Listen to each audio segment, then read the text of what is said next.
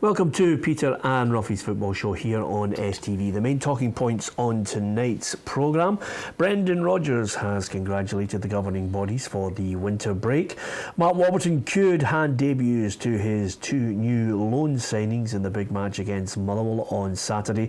And with the January transfer window well up and running, we'll look at some of the other ins and outs at the clubs across the Scottish Premiership, all in the company of Alan Ruff, and I'm delighted to see our bootroom guest is Hamilton Accies midfielder Darian MacKinnon. So delighted to have you guys with us. Ruffy, delighted to have you back. Darian and I are not too happy about it because you look bronzed and we look peely-wally. Well, I just thought I'd fall into suit with the winter break. You know, everybody went away, so I thought I'd just, you know, you have to do that, don't you?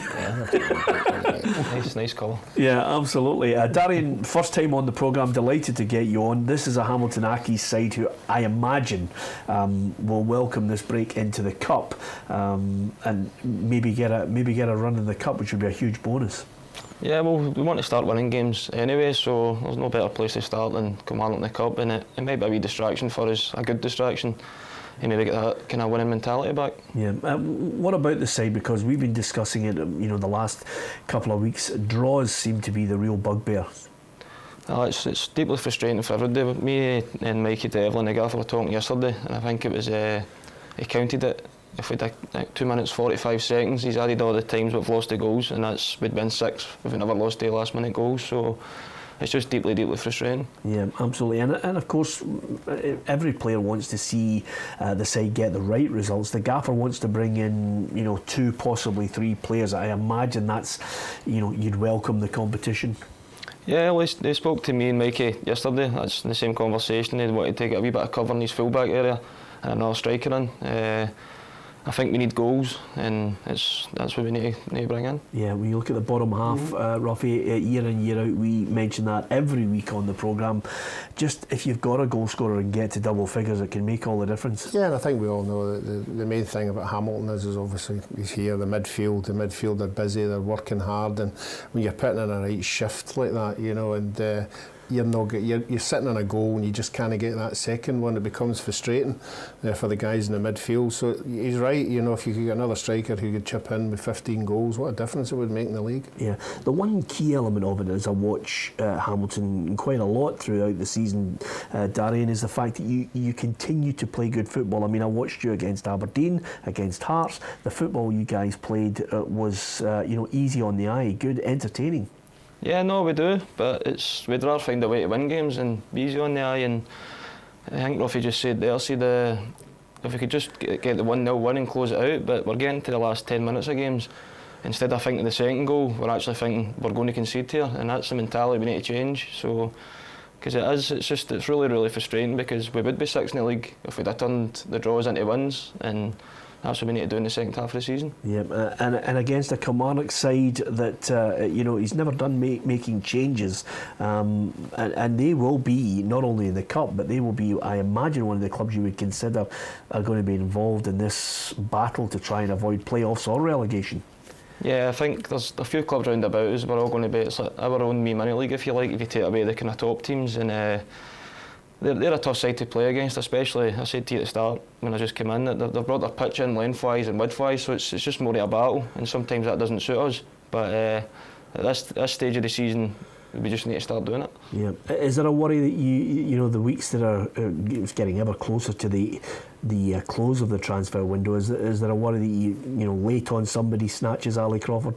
Well, for us, we hope he doesn't go, but for him personally, I would like to see him go to just go and get himself the money he deserves, but for our chances of staying in the league, it's vastly important for us that he stays. Yeah, okay, from Hamilton we'll talk more about the other Scottish Cup ties as well. Of course, the Premiership clubs have all enjoyed the winter break. Just incidentally, is it something you welcome, the winter break, Darian? Not really, no, I didn't really enjoy it, because you get a week off and then you're back in training.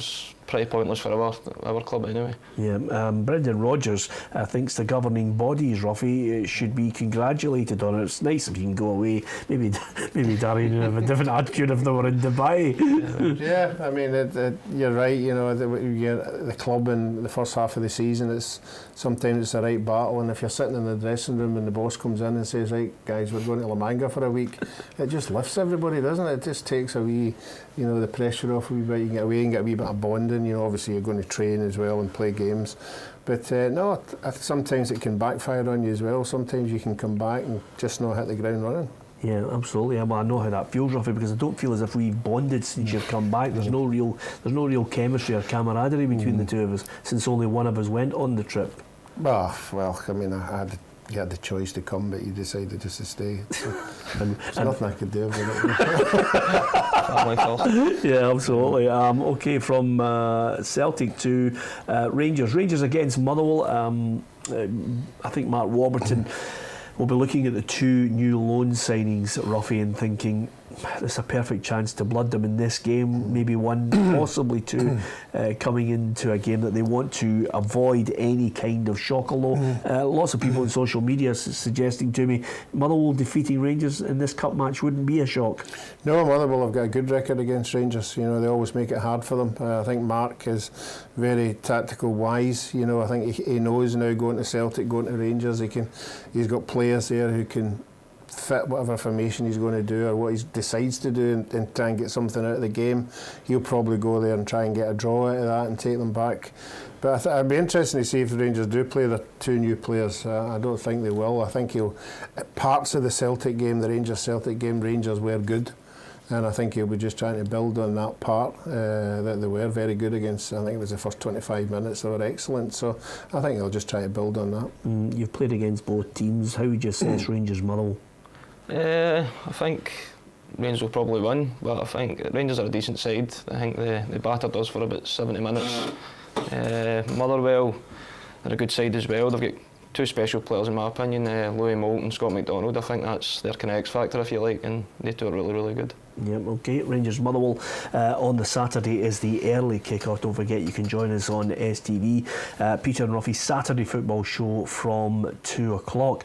Let's switch our attentions to Aberdeen because I think Derek McInnes hasn't quite written off Cardiff's pursuit of Johnny Hayes, but he was quick to point out where we are at the moment with Cardiff's two bids. Johnny's aware of the situation, you know, and he's just concentrating now on Saturday's game. You know, it's there's nothing we can do, Johnny or myself, and the chairman at the club. It's up to others to dictate things at the minute, you know. And as it stands, there's been an offer rejected, and it's not been good enough. And until that changes, we stay as we are and we concentrate on Stranraer. This, you know, it's naive to think that there wouldn't be people interested in your players and clubs interested in your players, but like everything else, you would ideally want it resolved one way or the other quickly, and as it stands, we just want to make sure it doesn't affect us as a team and as a club and Johnny as an individual going into Saturday's game, and I'm confident that won't be the case. Do you think transfer speculation annoys a player, destabilises him, takes his mind off the game? I think so when you're talking about that level, because it's life-changing money. I think it obviously would, yeah, definitely. Yeah, and with that in mind, you know, talking about the Hamilton Accies Aberdeen game at the time, you know, a lot of emphasis is placed on Johnny Hayes to try and open up defences. Yeah, he's a terrific player. He's got pace to burn, but he's got technique to go with that as well. And when he's at the top of his game, he's really, really good. Yeah, Ruffy, they're looking at potentially a couple of people to bring in Aberdeen. One of them they've been linked with is Stevie May, and a number of clubs are obviously monitoring that as well. You can tell they're all hovering about the same players who are available. Yeah, well, he certainly had a fantastic time when he was up here. You know, I think we all saw the qualities that he had. He was on a rich vein, scoring goals left, right and centre. That's why he got the move down in England. So obviously Aberdeen know all about him if they can get him really fit. You know, he certainly knows where the goals are. Yeah, absolutely. And of course, I remember the game against Aberdeen. Stevie May, they were giving him pelters, but he ended up scoring a goal. I mean, then you know what it's like for a good noise up for clubs, Darian. I mean, it would be easy for Stevie to go in there and join them, wouldn't it? Yeah, it would. I know Stevie very well for your time at us, and he's a top striker. And he rightly he's moved down south. And I hope our managers watching maybe get a wee bid in for him, because he'd definitely enhance any squad in the Premier League. Yeah, absolutely. Stevie May not getting his game at Preston at the minute, which is may well have alerted a number of clubs in the Premiership. We will keep you up to date whether he's coming back to Scottish football. Alan Ruff is alongside me, Peter Martin. I'm delighted that our boot-room guest is the Hamilton midfielder Darian MacKinnon. We'll talk more. Accies will talk more about the Scottish Cup as well. We'll hear from the Motherwell camp and Chris Cadden after this quick break.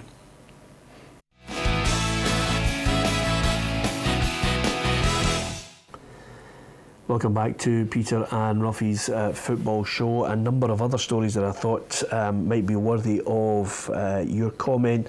Ruffy, Ralph Topping, Neil Doncaster, a number of chairmen, including Les Gray of Hamilton Accies, they're all off down south to speak to the major broadcasters, the satellite companies, BT especially, to try and get more money into the game, extension to the deal, and a bigger pot. Yeah, I think we all knew that was going to happen with Rangers coming back into the scene. We saw the last Rangers Celtic game, and it was there to see that as something of the TV deals. That's the thing that will make the money get bigger, and obviously other clubs will benefit from it. I mean, it's a fantastic game, and obviously it's 4 times Premier Cup games as well. So, and I think the state of the game, teams like Hamilton, Partick Thistle, and Kilmarnock are chipping in their worst as well.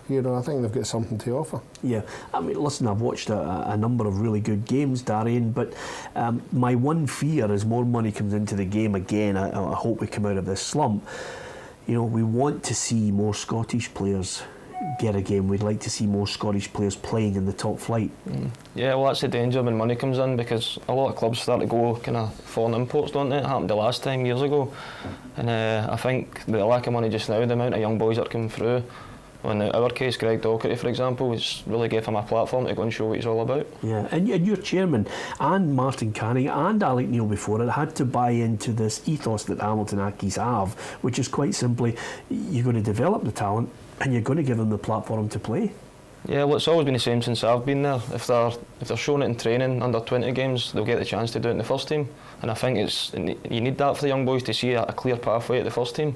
And I think the way it's done at Hamilton's proved that if you are good enough, it doesn't matter what age you are, you'll get in the first team. Yeah, absolutely, and I think more clubs, hopefully, Ruffy, will follow suit on this. I mean, Les Gray has mentioned, that there's a number of things that Malky Mackay has been discussing with Stuart Regan in this project Brave, and he said he hopes that they get the full backing on it, whether it be the academies, whether it be changing the up to under 16 will play in the summer, and over and above that, increasing the chance of development modes to give players competitive action. There could also be the return of the reserve league.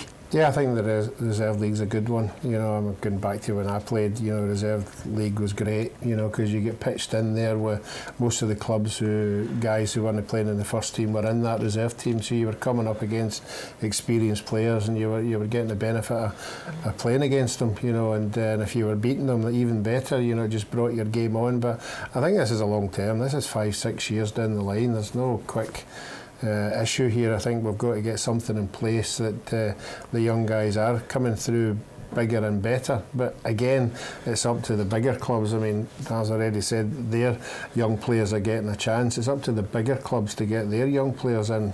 That's not been happening very often. Yeah, I always try and monitor the percentage of home-based players who are getting a game. I mean, there are a number of players that are maybe forcing themselves into Gordon Strachan's plans for the crucial games coming up. I mean, Stuart Armstrong has developed at a time when maybe a lot of people had written him off at Celtic, but he's suddenly found his feet, Darian.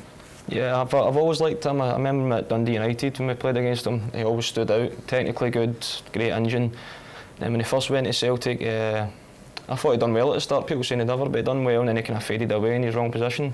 Then under Rodgers, he's just kicked on again. Yeah. Are there other players that you've noticed? I mean, the middle of the park, you'll notice we do have an abundance of players there. The back end is where Scotland tends to scrap about, looking and wondering where the next centre half's coming from. But are there players that you think, younger players coming through, that have impressed you in the Premiership that you've played against?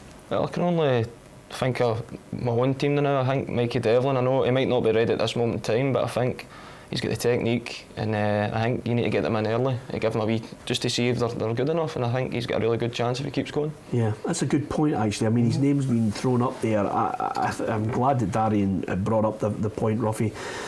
Sometimes you can throw people in too early if they're not playing enough of what you would call top flight football, but give them a little taste of the squad, give them a taste of the standard. Yeah, it's a nervous time for a young boy to be thrown into a first team. The pressure's on you.